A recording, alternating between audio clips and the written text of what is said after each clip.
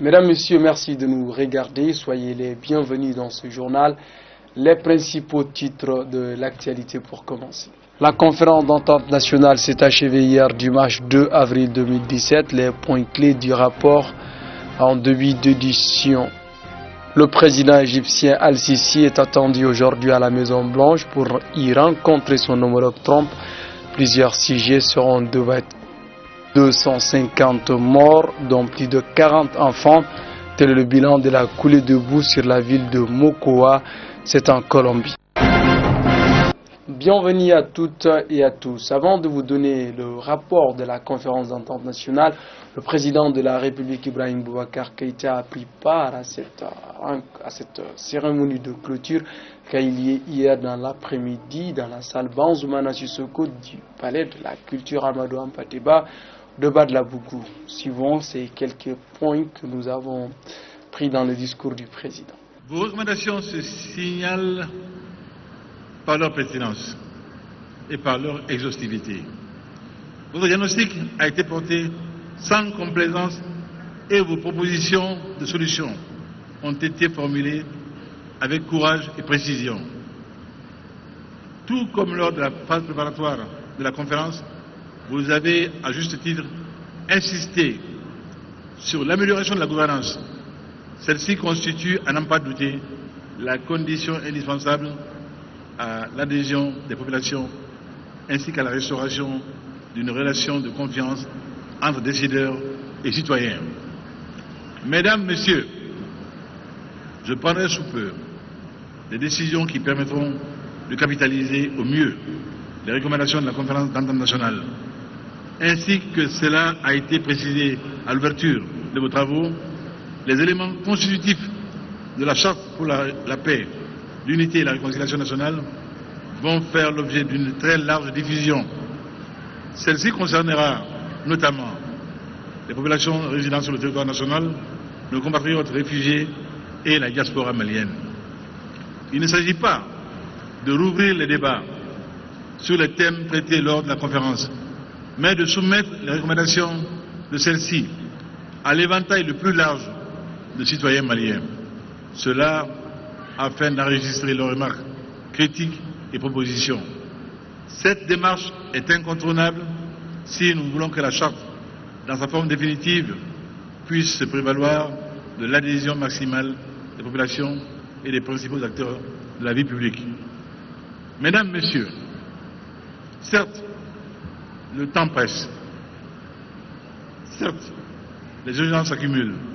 Certes, la crainte existe que des consultations supplémentaires parasitent les acquis de la conférence. J'entends bien toutes ces réserves. Je répondrai en paraphrasant une formule utilisée par notre doyen estimé, le président Bawa Akiba Aïdara. Comme lui, je suis d'avis que dans le traitement de questions cruciales, il est possible de concilier l'impératif de l'inclusivité et la nécessité d'avancer vite et bien.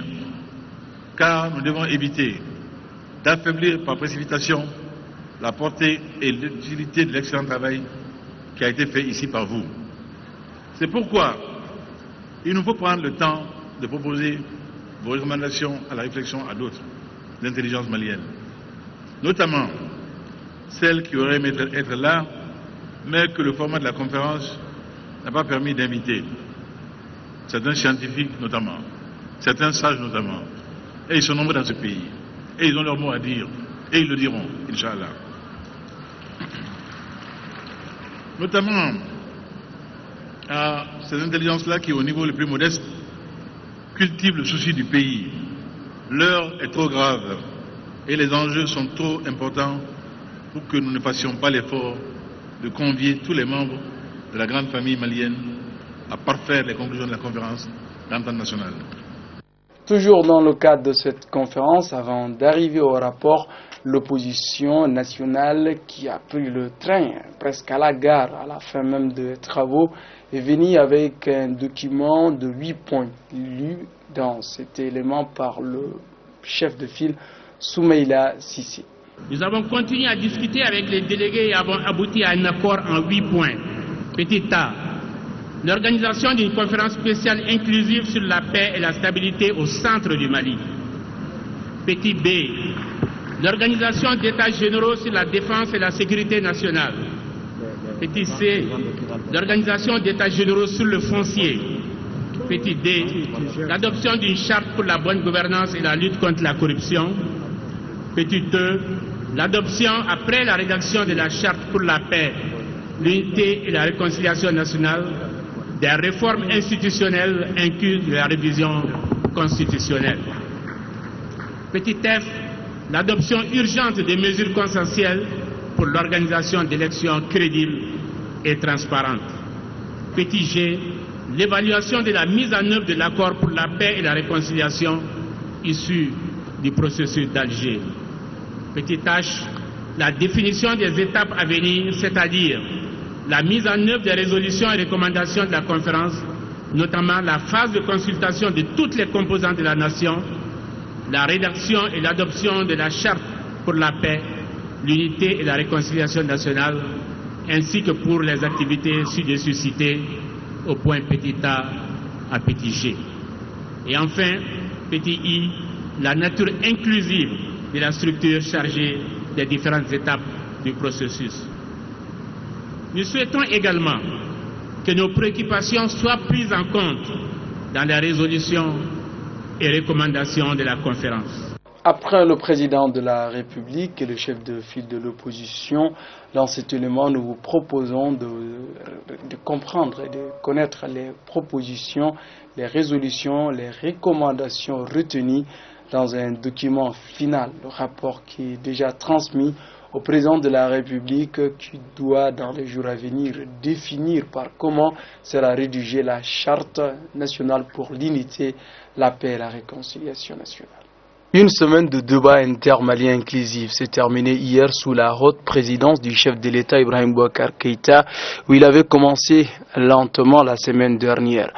Le rapport final transmis au président de la République exprime l'avis de tous les participants dans leur diversité. Ce document mentionne que le mot Azawad ne peut pas être un projet politique et ne peut être en aucune manière englobé les régions du Nord dans leur ensemble de façon administrative. Les participants ont également formulé une recommandation pour qu'un audit soit fait de tous les fonds destinés au Nord. Autre point, souligner le retour des réfugiés et une discrimination positive en faveur des femmes, des jeunes et des handicapés. Le rapport sera porté auprès de toutes les populations maliennes dans leur ensemble, de l'intérieur comme de l'extérieur. Sur le continent africain à présent, le président égyptien Abdel Fattah el-Sisi est aux États-Unis d'Amérique. Il doit rencontrer aujourd'hui le président américain Donald Trump. Les deux hommes auront à discuter de plusieurs questions. Salkemint. C'est un nouveau départ entre l'Égypte et les États-Unis. Le président Donald Trump va accueillir, contrairement à l'ancien président Obama, Abdel Fattah el-Sisi.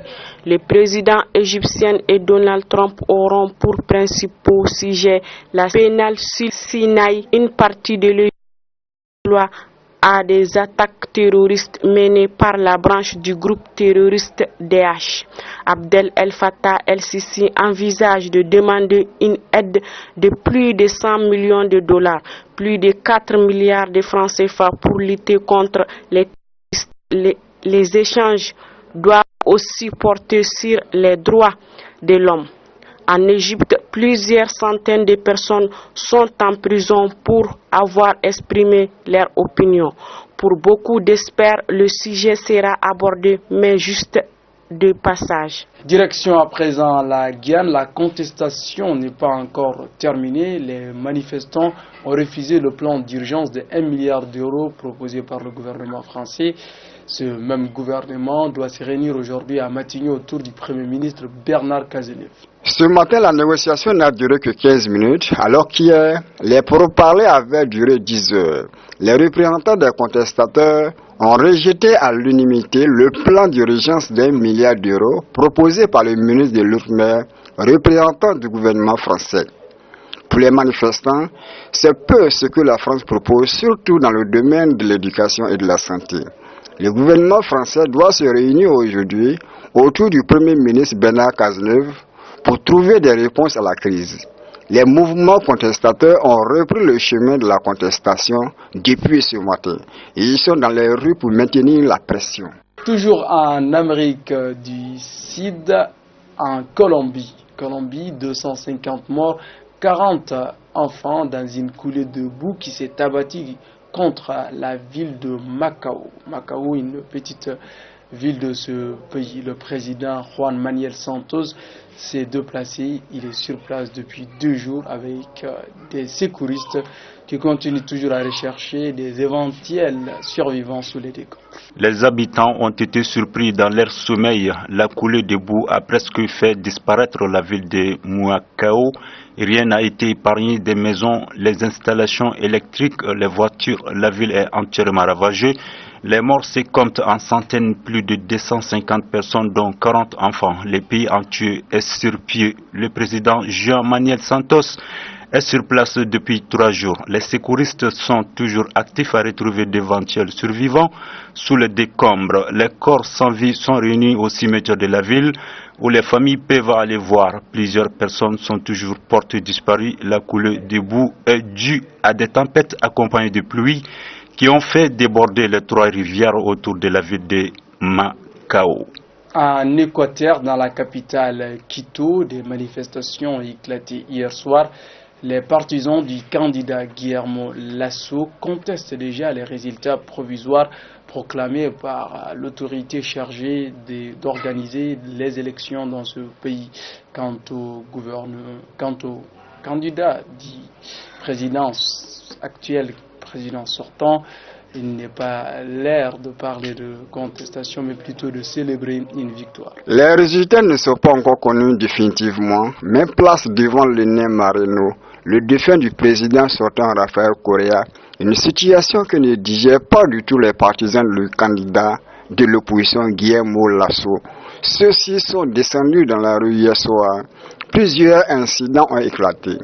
Pour Guillermo Lasso, le scrutin est entaché de fraude. Il demande le recomptage des voix. Le président de la commission a rejeté des fraudes lors de l'élection. Les résultats seront connus dans 4 jours. Si la victoire du candidat soutenu par le président Lenín Moreno se confirme, l'Équateur va s'inscrire dans une ligne de continuité car le président sortant Rafael Correa a fait 3 mandats successifs à la tête de son pays. Mesdames, Messieurs, merci de nous avoir suivis. Excellente suite de programme. Une salutation à toute la localité de Tchongi. Et spéciale salutation également à toute la population de Kinzambougou, c'est dans la capitale malienne, Bamako. Au revoir.